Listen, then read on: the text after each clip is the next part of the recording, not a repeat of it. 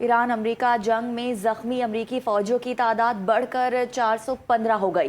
امریکی محکمہ دفاع کے مطابق گزشتہ ہفتے یہ تعداد 399 تھی۔ حکام کا کہنا ہے کہ جنگ بندی کے دوران زخمیوں کی تعداد میں اضافے کی وجہ تاخیر سے سامنے آنے والی رپورٹس ہیں، خاص طور پر دماغی چوٹوں کے کیسز جن کی علامات چند دن بعد ظاہر ہوتی ہیں۔ رپورٹ کے مطابق کئی فوجیوں میں ٹرومیٹک برین انجری کی تشخیص ہوئی ہے، جس کے باعث زخمیوں کی مجموعی تعداد میں اضافہ دیکھا گیا ہے۔ ایران نے دارالحکومت تہران کے ایئرپورٹس دوبارہ کھول دیے ہیں۔ امام خمینی انٹرنیشنل ایئرپورٹ اور مہر آباد ایئرپورٹ امریکہ اور اسرائیل کے ساتھ جنگ کے دوران بند کیے گئے تھے۔ ایرانی خبر ایجنسی کے مطابق سول ایویشن اتھارٹی نے ہفتے سے ملک کے دیگر ایئرپورٹس کو بھی مرحلہ وار کھولنے کی منظوری دینے کا فیصلہ کیا ہے۔ رومیا، کرمانشاہ، آبادان، شیراز، کرمان، رشت، یزد، زاہدان، گرگان اور بیرجند ایئربوس کو دوبارہ کھولا جائے گا۔ ایرانی پارلیمان کی نیشنل سیکیورٹی کمیٹی کے سربراہ ابراہیم عزیزی کا یہ کہنا ہے کہ ایران نے اپنی ریڈ لائن واضح کر دی ہے۔ الجزیرہ کو دیے گئے انٹرویو میں انہوں نے واضح کیا کہ مذاکرات کا مطلب یہ نہیں کہ ایران کسی بھی قیمت پر بات چیت کرے گا، بلکہ طے شدہ حدود کا احترام لازمی ہوگا۔ لبنان میں جنگ بندی اور منجمد اثاثوں کی بحالی بنیادی شرائط میں شامل ہیں۔ انہوں نے کہا امریکہ اور اسرائیل ان شرائط کا احترام نہ کریں تو اس کے نتائج برآمد ہوں گے۔ سابقہ وعدوں کی خلاف ورزی کو ایرانی موقف کی عدم قبولیت سمجھا جائے گا۔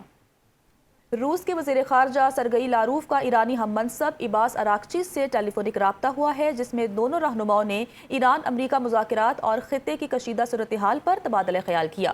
روسی وزارت خارجہ کے مطابق روسی وزیر خارجہ نے جنگ بندی پر عمل کرنے کی ضرورت پر زور دیا۔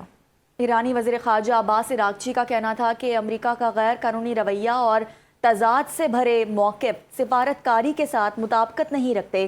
ایران امریکی رویے کا جائزہ لے گا اور اپنے مفادات کے تحفظ کے لیے مناسب فیصلہ کرے گا۔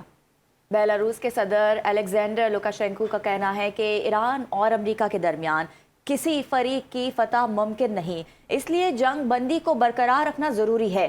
روسی میڈیا کو دیے گئے انٹرویو میں انہوں نے مشرق وسطیٰ کی صورتحال پر بات کرتے ہوئے کہا کہ کو وقتی طور پر کامیابی ملی ہے، تاہم یہ نہایت نازک ہے اور اسے مستحکم کرنا ہوگا، جس میں بہت کچھ ٹرمپ پر منحصر ہے۔ بظاہر ٹرمپ نے سمجھ لیا ہے کہ مزید کشیدگی تباہی کا باعث بن سکتی ہے، تاہم ان کے ارد گرد ایسے لوگ نہیں جو انہیں غلطی سے روک سکیں۔ بائیڈن، اوباما اور کلنٹن کے ساتھ ایسا نہیں دیکھا، کیونکہ وہ مختلف آراء برداشت کرتے تھے اور ان کے مشیر انہیں روکنے کی صلاحیت رکھتے تھے۔ امریکی صدر ڈونلڈ ٹرمپ سابق صدور باراک اوباما اور جو بائیڈن پر برس پڑے، کہتے ہیں کہ ہماری ایران کے ساتھ ڈیل اوباما اور جو بائیڈن دور سے بہتر ہوگی۔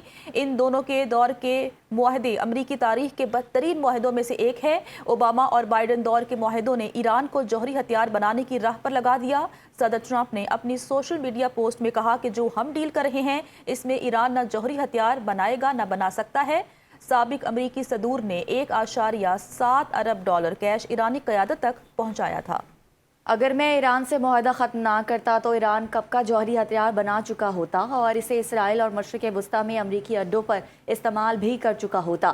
امریکی صدر نے کہا کہ میں گارنٹی دیتا ہوں میرے معاہدے میں اسرائیل، مشرق وسطیٰ اور یورپ کے لیے امن، سیکیورٹی اور حفاظت یقینی ہوگی۔ یہ معاہدہ ماضی کی شرپسندی اور ذلت کے بجائے ایسی چیز ہوگی جس پہ پوری دنیا فخر کرے گی۔